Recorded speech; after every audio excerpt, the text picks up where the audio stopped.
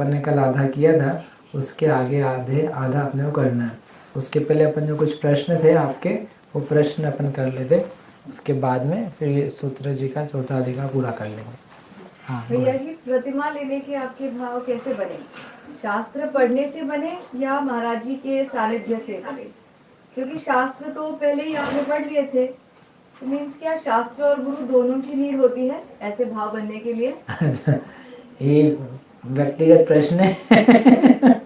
इनका प्रश्न है कि जब हमने प्रतिमा धारण करी ली तो उसको उसका अवलंबन क्या रहा। तो मैंने उसी में सुनाया था पूरी जो कथा थी मेरी ग्रहण करने की। निराकुल निरापद सागर जी महाराज आए थे हमारे वहाँ पर, तो उनकी प्रेरणा थी कि भाई आपको लेना चाहिए, आप ले सकते हो और आप पालन भी करते हो। उनसे चर्चाएं भी हुई, फिर कुछ परिस्थितियाँ विपरीत बनी, फिर उसके बाद भी फिर वापस भाव हुए। फिर आचार्य श्री से हमने जब हम मिले थे तो निवेदन किया, बात की, तो उन्होंने फिर आशीर्वाद दिया और फिर उन्होंने जो जो भी हमारी बाधाएं थी उसको दूर करके कि ऐसे ऐसे आप कर सकते हो। तो उनके निमित्त से उनका एक तो भाव रहा, आचार्य श्री का आशीर्वाद, महाराज जी का प्रेरणा, और फिर जो अपन ने पढ़ा हुआ उसके अलावा पुराना जो अभ्यास था, उन सब के निमित्त से प्रतिमा जी धारण करने के भाव हुए थे। और देखो शास्त्र पढ़ते हैं तो शास्त्र पढ़ के ज्ञान आता है, लेकिन संगति मिलती है और अपन संयम कुछ धारण करते हैं, व्रत नियम लेते, तो अपने परिणाम और विशुद्ध होते हैं। और संयमी जीवों की संगति से और अच्छे भाव होते हैं, उसका निमित्त पा करके व्रत धारण करना आसान हो जाता। कल रात को मैं कह रहा था ना आपसे, रात ने प्रवचन में कहा था, अभी वहाँ पर हमारे मंदिर में चातुर्मास चल रहा है, यूँ कोई ऐसे उपवास नहीं करता। अभी 6 महिलाएं वहाँ पर 10 उपवास कर रही, तो वो कैसे कर रही? संयमी जीव का संग रहता है, एक प्रभाव पड़ता है। जैसे अभी हम यहाँ पर हैं तो हमारे निमित्त से थोड़े बहुत आपके परिणाम आप कह सकते हो ना बदलते हैं, नहीं हो तो अलग प्रकार से बदलते हैं। तो आपके परिणाम यूँ अच्छे नहीं होते ऐसा नहीं है, लेकिन कोई अच्छा उत्तम श्रेष्ठ व्यक्ति दिखता है तो उसके कारण से भाव और बदल जाते, वैसा रहता है। तो ज्ञान प्राप्त करना पर्याप्त नहीं है, ज्ञान के साथ वैराग्य होना और उस वैराग्य को पुष्ट करने के लिए कोई गुरु होना। और फिर क्या, गुरु के सानिध्य से लेने से आपको जब भी भविष्य में कोई समस्या है तो आप उनसे जाकर के बोल सकते हो, कुछ बदलाव करना बदलाव कर सकते हो। वो उसके मालिक हैं, आपने उनकी संरक्षण में लिया है ना। तो वो लेने से क्या होता है, जैसे सिर पे पिताजी का आशीर्वाद हो वैसे वो गुरु का एक हाथ रहता है। तो अपने को कल को कोई भी दुविधा आए, जीवन में समस्या आए, नहीं बन पाए, कुछ दोष बन जाए, तो अपन किससे जा कर के बोले, तो वो साथ रहने से बहुत फर्क पड़ जाता है। तो भैया एक बार ही नियम ले तो अगर कुछ दुविधा है तो उसको चेंज कर सकते हैं दोबारा गुरु महाराज जी के पास जाके? जिनसे लिया है ना व्रत, तो उनके या उनके संग के निमित्त से आपकी जो भी चीज़ है आप बोलो जा करके, अब वो क्या बदलना है, क्या कम करना, ज़्यादा करना है, वो उनका गाइडेंस लो। व्हाट हैपन्स कि जैसे अपन ने कोई नियम ले लिया, अपने से पल नहीं रहा, तो अपने को लगता है अब नहीं हो पाएगा, अब ये सिचुएशन तो ऐसी हो गई, तो अपन ने मन से ही तोड़ दिया या मन से ही बदलाव कर लिए, तो हो सकता है कुछ और भी उसमें सॉल्यूशन हो सकता हो। अपनी बुद्धि छोटी है, तो वो जो बड़ा है देखने वाला, तो he can give you better solutions कि बेटा ऐसा नहीं ऐसा भी कर सकते हो, दिस इज़ ऑल्सो एप्लीकेबल, चल जाएगा। मतलब इट्स बेसिकली जो ज़्यादा क्लॉज जानता है, ज़्यादा जिसने दुनिया देखी हुई है, तो उसको पता है कि ऐसी सिचुएशन में ऐसा काम करके भी आपका व्रत नहीं टूटेगा, भंग नहीं होगा, ये एक बात बन सकती है। सो वो व्यू देने वाला रहता है, सो वो इसलिए आधार चाहिए रहता है। दूसरा प्रश्न है भैया, अशुभ कार्य, ये कल जो उत्तम तप का प्रवचन हुआ ना सुबह, उस पे बेस्ड है। अशुभ कार्य यानी सांसारिक कार्य करने की तो कंटिन्यूस इच्छा होती है और उसमें आकुलता भी होती है, और उसमें इतनी ज्यादा आकुलता नहीं लगती है, तो कर लेते हैं वो फिर भी, या रियलाइज नहीं होता है। इसको इलैबोरेट कीजिए and if possible give illustrations from daily routine life examples. जैसे कि इच्छा करने से आकुलता ही होती है, इसको कैसे पुष्ट करेंगे? मतलब जहाँ इच्छा है वहाँ आकुलता है ही। इच्छा ही अपने आप में आकुलता है ना, बिकॉज जो कल भी कहा था, जैसी इच्छा पैदा होती है आप अशांत हो जाते। कुछ ही इच्छा है, आपको प्रश्न पूछने की इच्छा, आप अशांत हो गए, 4 बार तो खुद से ही रिपीट करोगे, ये पूछना है, ये पूछना है, फिर फ्रेम करोगे, बराबर से सोचोगे। जैसे इच्छा होगी, इच्छा के बाद आकुलता नहीं होती। इच्छा इटसेल्फ इज आकुलता। इच्छा अपने आप में कष्ट ही है। अभी इच्छा नहीं हो कुछ तो आप शांति से बैठे हो, समझो आपको प्रश्न नहीं पूछना मिले जी, सो आप शांति से बैठे कोई हड़बड़ नहीं है, कोई गड़बड़ नहीं है, कोई विकल्प नहीं है, बस सुनने की इच्छा है तो आप बस बोलते रहो, इतना काम है, हमको सुनने मिला इनफ। लेकिन जिसको पूछना या प्रश्न का उत्तर चाहिए तो उसको मचा हुआ है। तो इट्स नॉट अबाउट शुभ अशुभ, वो अपने आप में वैसा है। इतना है कि सांसारिक कार्यों की जो भोगों की इच्छा है उसमें कषाय की तेजी रहती है, क्योंकि अपना कुछ भी नहीं है उसमें, वो सब विषय कषाय संबंधित है, उसी को पुष्ट करने वाला है, तो वो तेज कषाय बोला जाता है। और धर्म संबंधित इच्छाएं हैं तो वो कषाय घटाने का उपाय है, तो उसको मंद इच्छा बोला जाता है। और वो रास्ते में जाते हुए तेजी से मंदी में आया जाता है। तेजी से सीधे स्टॉप नहीं कर सकते हो आप। गाड़ी भी होगी, आप तेज चला रहे हो तो you can not just stop, break भी लगाओगे तो स्लो होती हुई जाएगी। तो वैसे ही तेज कषाय से बंद नहीं होती, मंद कषाय में आया जाता है, मंद से फिर स्टॉपेज में आया जाता है। क्या शुभ कार्य करने की जो भी इच्छा है उसमें भी आकुलता होती है, तो क्या वो भी अच्छी नहीं मानी जाए? जैसे तो कोई भी प्रश्न कार्य भी तो भाई हमने उत्तर दिया ना कि शुभ कार्य करते हैं तो उसमें भी आकुलता होती है। वो प्रशस्त लोभ कहलाता है, प्रशस्त राग कहलाता है, पुण्य रूप कहलाता है। तो वो आकुलता नहीं, ऐसा नहीं कहते हम। यदि उसी को मानते सब कुछ तो फिर मोक्ष को नहीं मानते श्रेष्ठ। मोक्ष को श्रेष्ठ मानते हैं जहाँ पर कुछ भी आकुलता इच्छा नहीं है। आत्म को हित है सुख सो सुख, आकुलता बिन कहिए। आकुलता पुण्य माही न ताते, ऐसा नहीं बोला है। आकुलता शिव माही न ताते, तो इसलिए शिव में है, तो उस शिव का मार्ग मोक्ष मार्ग है। उस मोक्ष मार्ग में शुभ कार्य भी आते हैं, शुभ वचन भी आते हैं, शुभ मन भी आता है। बच्चों को पढ़ाना, स्वयं को पढ़ना, क्लास लेना, संयम धारण करना, शुद्ध भोजन करना, अपने जो धन संपत्ति उसका योग्य दान देना, कहाँ दें नहीं दें, वो सब भी इच्छाएं रहती है। तो वो सब क्या है, जस्ट व्हाट आई सेड कि वो मंद है, मंद कषाय संबंधित है, तो वो मंद राग कहलाता है। तो वो कैसा है, रास्ते में आता हुआ है। जब तक आपको मोक्ष नहीं हो जाता तब तक उसके पहले यथा योग्य प्रशस्त राग के कार्य किए जाते हैं, बुद्धिपूर्वक सोच सोच करके, ताकि अपना मन उपयोग अप्रशस्त पाप कषाय में ना जाए, है ना। नहीं तो अपन बचेंगे से भी रहेगा ना राग द्वेष, तो जब तक वीत रागी नहीं हो गए तो यदि प्रशस्त में नहीं गया तो कहाँ जाएगा, अप्रशस्त में जाएगा। पुण्य में नहीं गया तो कहाँ जाएगा, पाप में जाएगा। इसलिए वो तो जाए ही जाता है। एक और प्रश्न है कि इस भाव में हमें ऐसा कौन सा कार्य अवश्य कर लेना चाहिए कि एंड टाइम पर कोई खेद नहीं रहे? And time, and and life के टाइम, एंड टाइम पर कि हमने जैन कुल भी मिला, इतनी अनुकूलता भी मिली, पर हम कुछ नहीं कर पाए, इसके लिए कौन सा ऐसा कार्य क्या करना चाहिए? तत्व ज्ञान, तत्व विचार, तत्व निर्णय और तत्व अनुभव, ये काम करना चाहिए, जिससे कभी किसी को पछतावा ना हो। जो जहाँ तक पहुँचा उसको उसकी खुशी हो। हमने तत्व ज्ञान किया है, तत्व विचार किया है, विचार करके हम एक निर्णय पे पहुँचे हैं, और निर्णय करके मैंने उसका अनुभव भी किया है। तो एक प्रोसेस है, ऑन गोइंग प्रोसेस।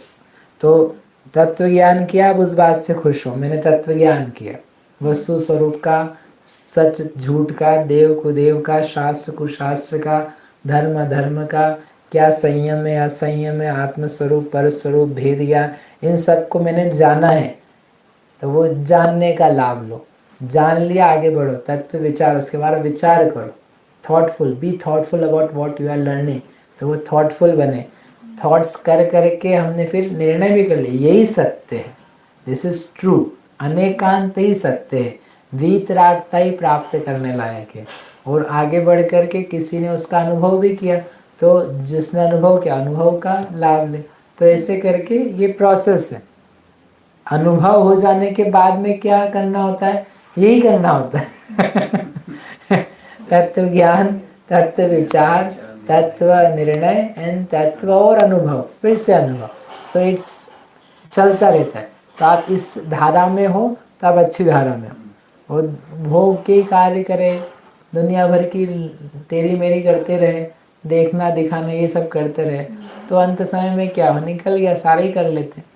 आप देखो ना, आपको ज्ञान है और बाकी जो विदेशी लोग हैं, आप जिनके पीछे रह रहे हो उनको नहीं है, वो भी क्या कर रहे हैं, वो भी वही कर रहे हैं, आप भी वही कर रहे हो, तो अंतर क्या निकला? No difference. इसलिए वो काम किया जाए। तन नवरी सिखे यवम, कुंद कुंद आचार्य ने 85 काय की जो टीका जयचंद्र आचार्य ने लिखी है, कलश उसमें उद्धृत किया, श्लोक लिखा उन्होंने कि वयम च दुम्मेहा, हम थोड़ा है, हम दुर्बुद्धि हैं, काल थोड़ा है, अंतो नत्थि सुईणम, सूत्रों का अंत नहीं है, अंतो नत्थि सुईणम कालो थोवो वयम च दुम्मेहा, काल भी थोड़ा है और वयम हम सब दुम्मेहा दुर्बुद्धि हैं, जल्दी गलत बात सीखते हैं और अच्छी बातें ठसती नहीं है।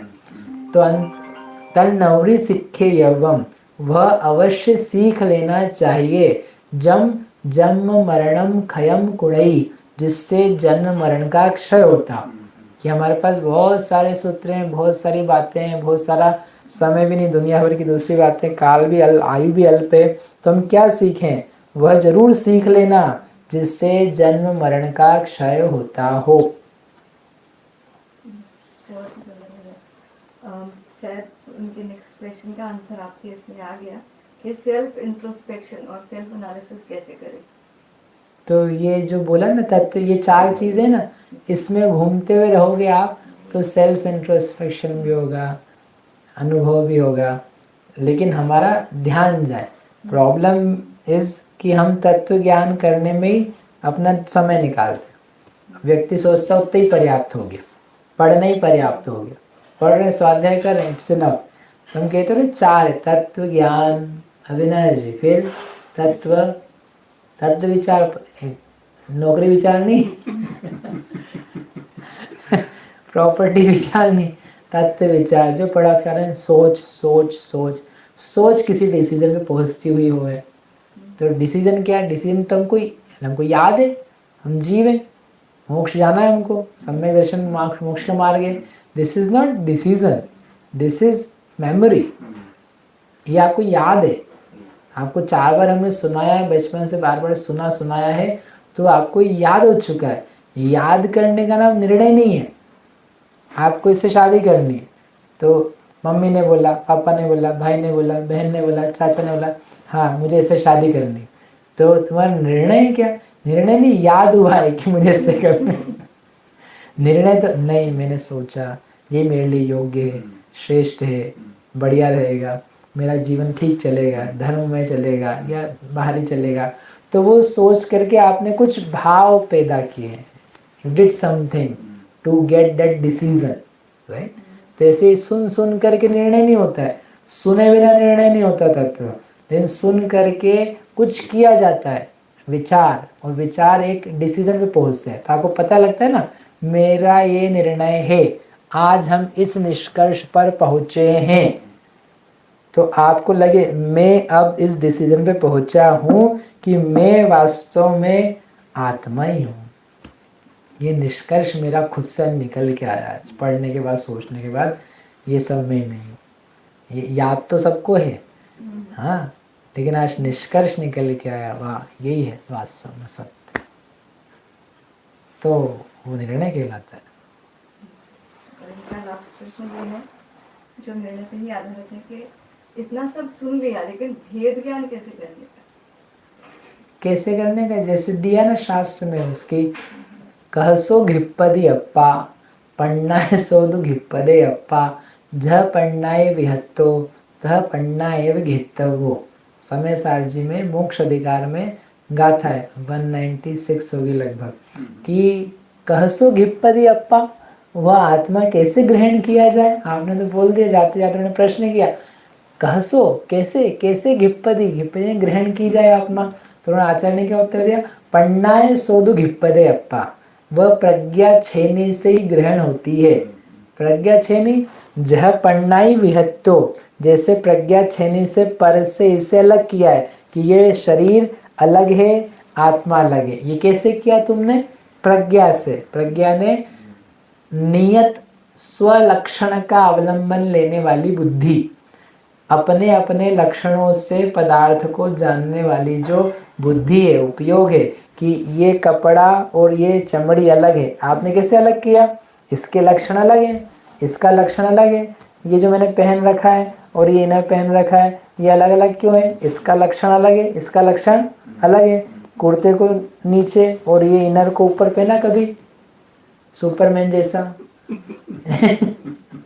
लोग पहन लगे वैसे। तो ऐसे पैंट पहन लो, उसके ऊपर अंडरगारमेंट पहन लो, ऐसा किया कभी? सुपरमैन जैसा आप बताओ। तो ऐसा तो नहीं करते, क्यों नहीं करते? लक्षण, उसका लक्षण, उसका नाम है अंडरगारमेंट। तो वो गारमेंट के अंडर, भीतर पहना जाता है, और ये अपर गारमेंट है, तो ये कपड़ा ऊपर पहना जाता है, उसका लक्षण है ऐसा। तो हम भेद करते हैं ना। सिमिलरली जो लक्षणों का अवलंबन लेने वाली, कि जीव का लक्षण ये चेतना, शरीर का लक्षण अचेतना, रागादिक का लक्षण अपवित्रता आकुलता, जीव का स्वरूप अनाकुलता, ऐसे अवलंबन लेकर के जो ज्ञान में फैलाता है, ज्ञान को लगाता है, उसी प्रज्ञा छेनी से जैसे पर से इसे अलग किया है, उसी प्रज्ञा के द्वारा यह स्व को जानने वाला चैतन्यमय तत्व, यह स्व है, इसे ग्रहण किया जाता है प्रज्ञा से। और कोई साधन नहीं है। विषय साधन फल करते हैं ना अपन, तो विषय शुद्ध आत्मा, साधन क्या है? ज्ञान। तो ज्ञान ही आपके पास साधन है। How do you do it? You use your knowledge, given knowledge, present knowledge, जो तत्व निर्णय करता हो नॉलेज, वही नॉलेज, वही ज्ञान आपको भेद ज्ञान भी कराता है, और भेद ज्ञान के पश्चात अनुभव भी कराता है। अभी लेकिन डेली लाइफ में ये स्वाध्याय करने के टाइम तो सब समझ में आता है, लेकिन एक प्रश्न ये है कि डेली लाइफ में जब कषाय होती है तब भेद ज्ञान याद नहीं आता है, तो उसका क्या उपाय है? कुछ उपाय नहीं, कषाय ही करना उस समय। तो जब कषाय डेली लाइफ में करे तो कषाय तो करेगा। एक आदमी पूछा कि हमको गुस्सा आता है तब क्या करें, तो तू बोल तो रहा है गुस्सा आता है, तो उस समय गुस्से ही करेगा ना। और क्या करोगे आप? गुस्से के समय गुस्सा आएगा। तो शांत, शांत देखो, समस्या ये है कि आप चाहते हो कि मेरे को गुस्से ही नहीं आए, आप चाहते हो मेरे को लालच ही नहीं आए, तो आप असंभव बातें कर रहे हो। It's not going to happen. आप दीवार पे सिर मार रहे हो। It will not happen.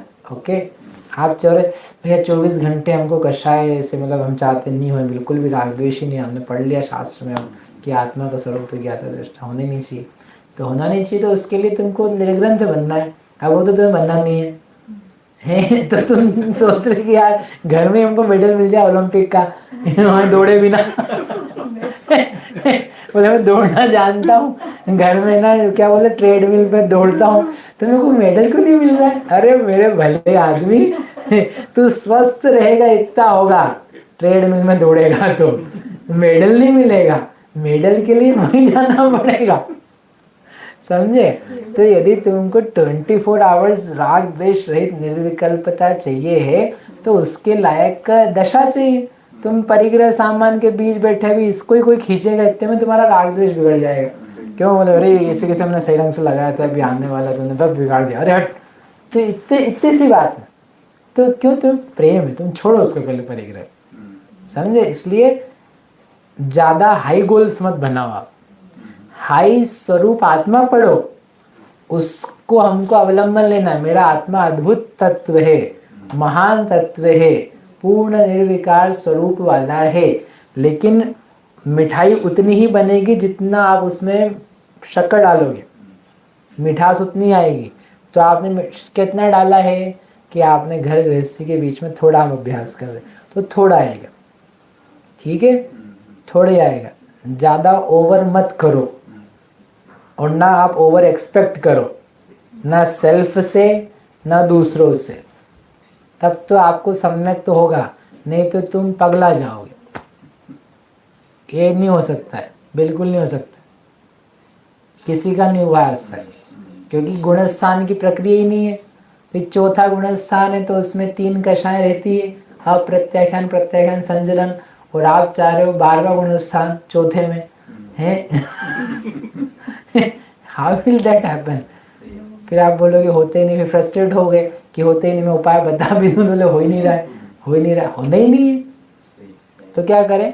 आप श्रद्धान करो, विश्वास करो। क्रोध के समय में भी आत्मा क्रोध रूप परिणमता हुआ दुखी हो रहा है, लेकिन जो स्वरूप है जिसको चैतन्य स्वरूप बोलते हैं, उपयोग स्वरूप, उसमें क्रोध का अस्तित्व नहीं आ पाया है, वह क्रोध रूप नहीं हुआ है। इतना आपको जानने लायक है। इसकी बैटरी जो है ना, ये चालू नहीं हुआ है। ठीक है, मिल गए सारे आंसर्स। Okay, thank you. ठीक है। हाँ वो जी, चलिए इनके प्रश्न थे इसलिए हमने ले लिए। अपना 20 मिनट इसमें चला गया, बाकी का समय जितना शेष है अपन अपना